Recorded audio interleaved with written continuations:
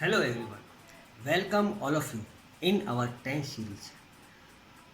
Today we are going on part 28 related to future indefinite tense. वैसे हमने future indefinite को अपने previous part में डिटेल से पढ़ा है। अगर आप डिटेल से बारीकी से उसको फ्यूचर इंडेफिनेट को पढ़ना चाहते हैं, स्टडी करना चाहते हैं, तो मेरे प्रीवियस वीडियो को आप देखिएगा। हम यहाँ शॉर्ट वे में इस टेंस को समझने की कोशिश करेंगे। First, future indefinite tense. Now come on, we have to study what is future indefinite tense. First, future indefinite tense होता क्या है? An action shows in the time to come. An action shows in the time to come. ऐसा action, ऐसा कार्य जो आने वाले समय में होता हो, आने वाले समय में जो होगा, या जो एक्शन आने वाले समय को शो करती है, वो फ्यूचर इंडेफिनेट टेंस होगा, यानी फ्यूचर टेंस होगा। लेकिन इंडेफिनेट कब होगा? But exact time is not definitely non, और उसके एग्जैक्ट टाइम का हमें पता नहीं होगा। एक्शन जो आने वाले समय में होगा लेकिन उसके एग्जैक्ट टाइम का पता नहीं होगा, that is called future indefinite tense. One more time repeat करते हैं हम, what is future indefinite tense?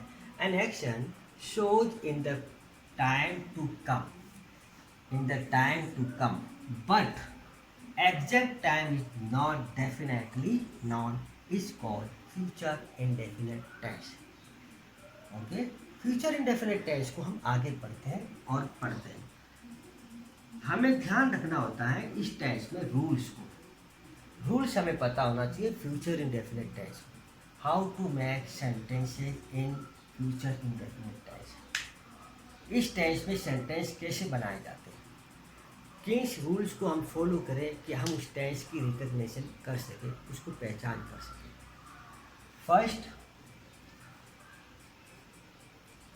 Recognition of Hindi sentence in future indefinite tense. Future indefinite tense में हिंदी सेंटेंस की पहचान। In the end of Hindi sentence, Hindi sentence के अंत में word आते हैं गा, गी और गे। अगर किसी हिंदी सेंटेंस के लास्ट में ये वर्ड आ रहे हैं गा, गे, गी, तो वह फ्यूचर इंडेफिनेट टेंस का सेंटेंस होगा। फॉर एग्जाम्पल, अध्यापक जी कक्षा में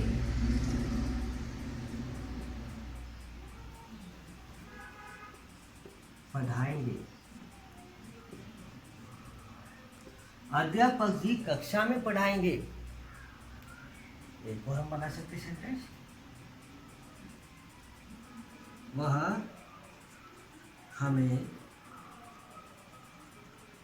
अंग्रेजी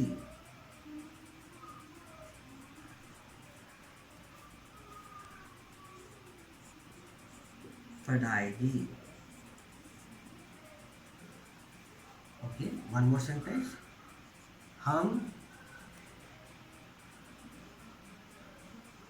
स्कूल जाएंगे। एक और बना सकते हैं हम, वह बाजार जाएगा। We have written here some sentences. How you find out the tense of the sentence?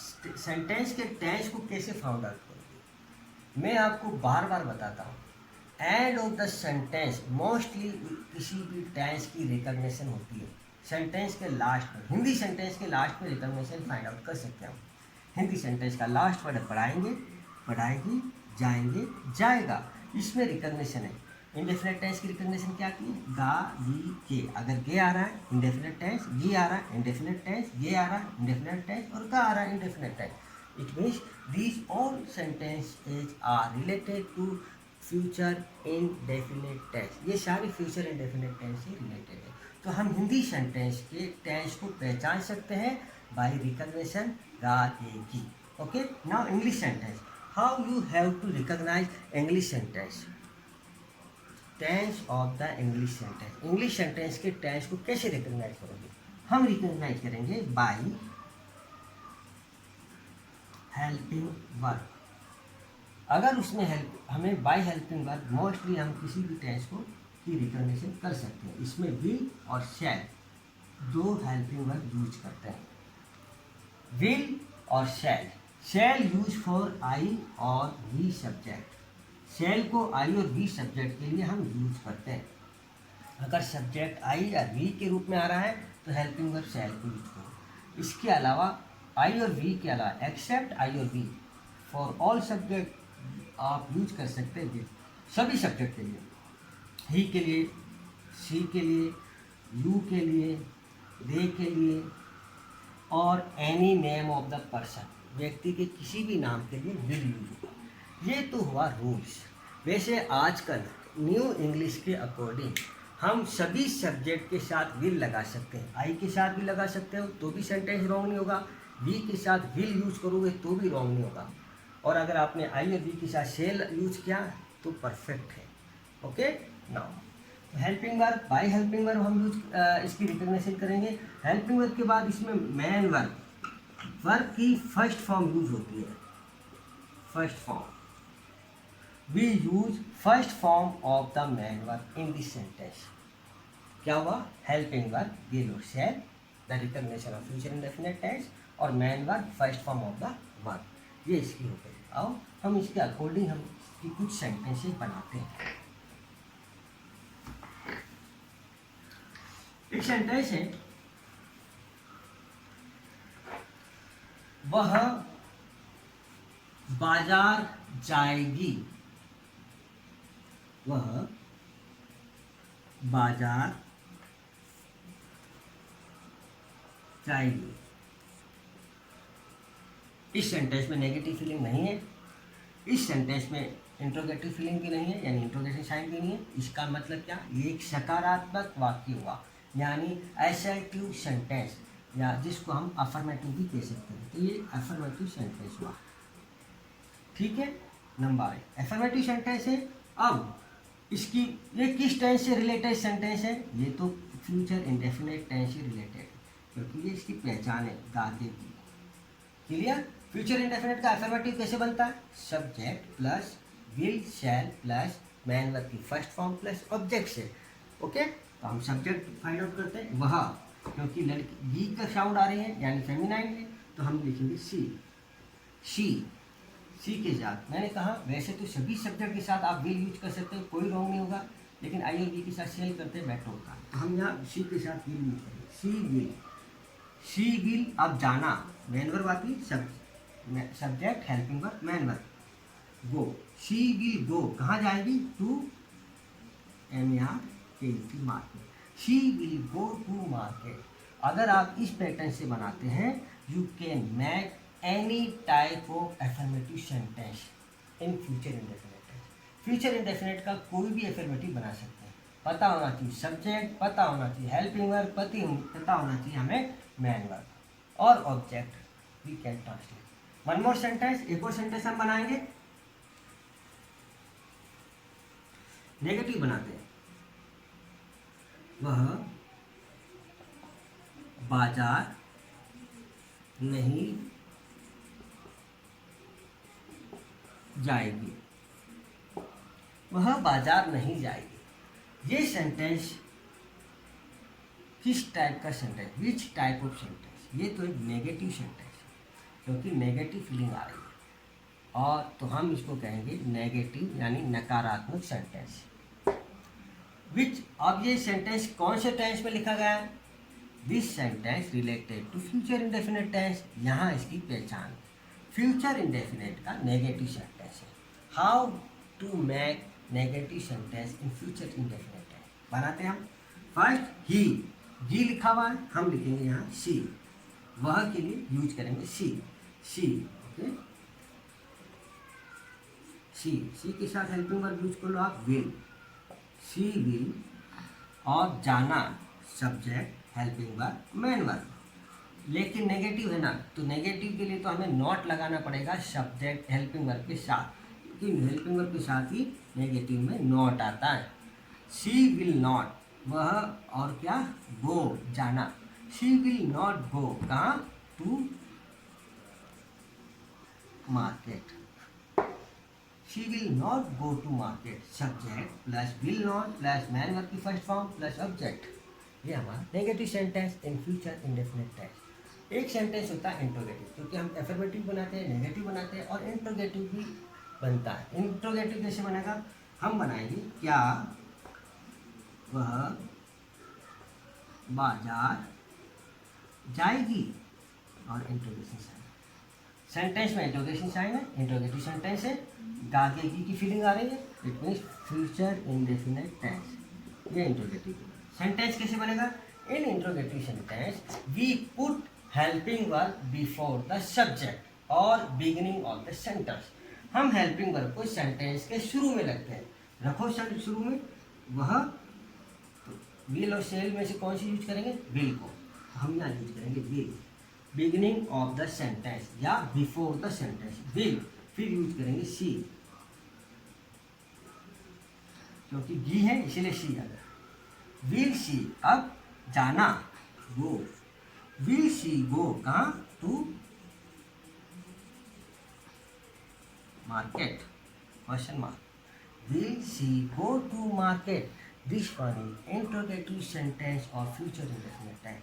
First put helping verb, second subject, उसके बाद मेन वर्ब और ऑब्जेक्ट. ओके. हमने फ्यूचर इंडेफिनिट टेंस में एफर्मेटिव, नेगेटिव, इंट्रोगेटिव इन sentences की practice की. अगर आपने इसके अकॉर्डिंग की you can make any type of sentences in future indefinite tense. हम अब इंडेफिनिट टेंस का एक चार्ट बनाते हैं, देखो, और उसमें कंप्लीट रिकग्निशन हमारी छुपी थी सभी इंडेफिनिट टेंस से रिलेटेड, क्योंकि हमने प्रीवियस पार्ट में इंडेफिनिट टेंस पढ़े, प्रेजेंट के, पास्ट के, फ्यूचर के. I have written here part stand. यहाँ एक हम बनाते हैं. यहाँ लिखेंगे हम टेंस, प्रेजेंट, इंडेफिनिट. यहाँ बनाएंगे पास्ट,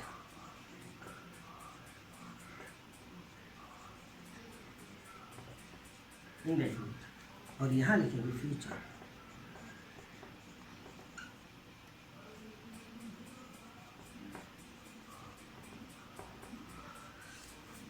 ये हमारे काइंड्स ऑफ टेंस जो हम पिछले पार्ट में पढ़ चुके हैं.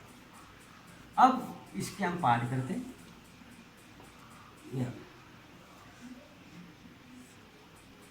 ये एक्टिव वॉइस जिसमें टेंस लिखा जाता है, पढ़ा जाता है, और यहाँ हम पढ़ेंगे पैसिव वॉइस को.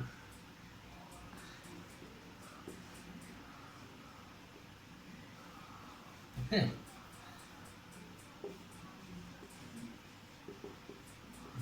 वॉइस, और यहाँ लिखेंगे हम रिकग्निशन, रिकग्निशन ऑफ टेंस. चलिए, ये हो जाएगी आपकी हेल्पिंग वर्ब. एक्टिव वॉइस की हेल्पिंग वर्ब, एक्टिव वॉइस की मैन वर्ब. पैसिव वॉइस की हेल्पिंग वर्ब, पैसिव वॉइस की man verb, man verb. Okay.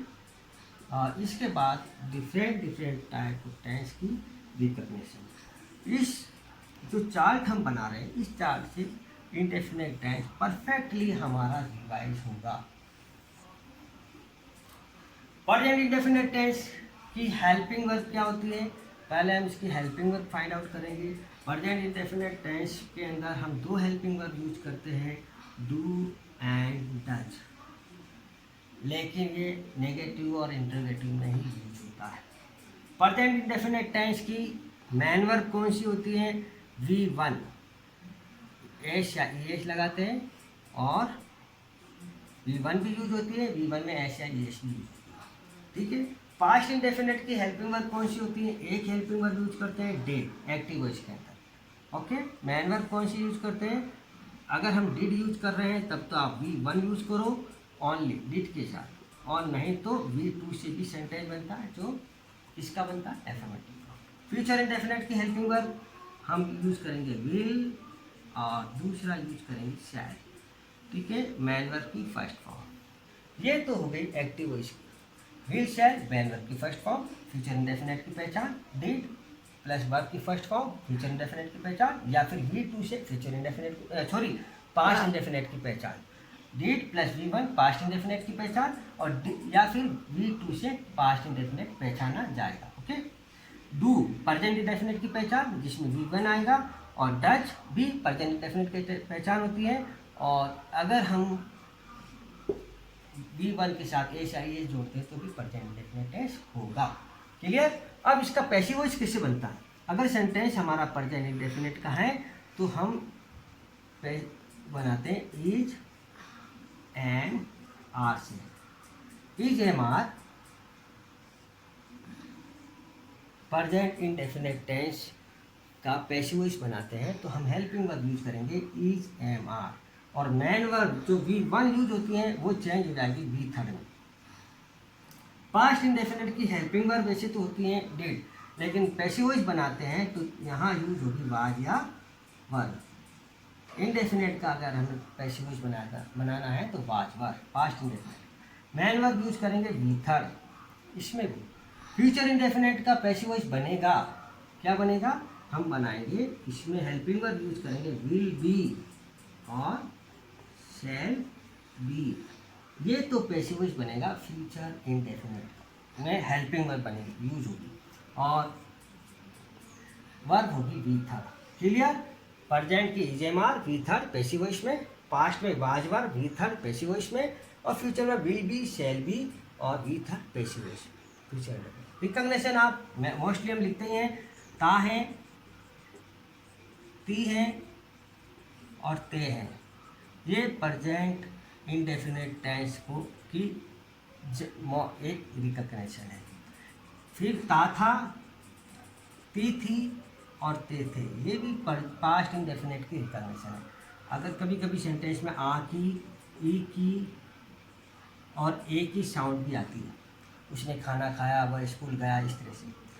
Okay, तो ये हो जाएगी हमारी, सॉरी यहाँ पर पास्ट इंडेफिनेट ता था, ती थी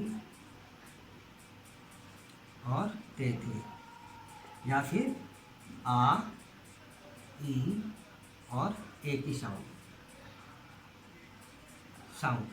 ठीक है। और फ्यूचर इंडेफिनेट इसकी पहचान होती है सेंटेंस के लास्ट में गा आता है, गी आती है या गे, तो वो फ्यूचर इंडेफिनेट टेंस होगा। These are the chart of indefinite tense. Indefinite tense का चार्ट है जो जिसको हमने प्रेजेंट, पास्ट, फ्यूचर तीनों को हमने इसमें मेंशन किया। I hope indefinite tense have perfectly clear of you. आपका इंडेफिनेट टेंस परफेक्टली क्लियर हो चुका है। मैंने कोशिश की कि आपकी हर प्रॉब्लम, डाउट को सॉल्व करूँ। फिर भी अगर कोई डाउट रह जाती है तो आप कमेंट बॉक्स में लिखें, सेंड करें मुझे, शेयर करें वीडियो को, सब्सक्राइब भी करें, और कोई प्रॉब्लम डाउट हो तो इसको लिख कर भेजें कमेंट बॉक्स में। Hope you have to taking interest in our video. Thank you, good bye, have a nice day.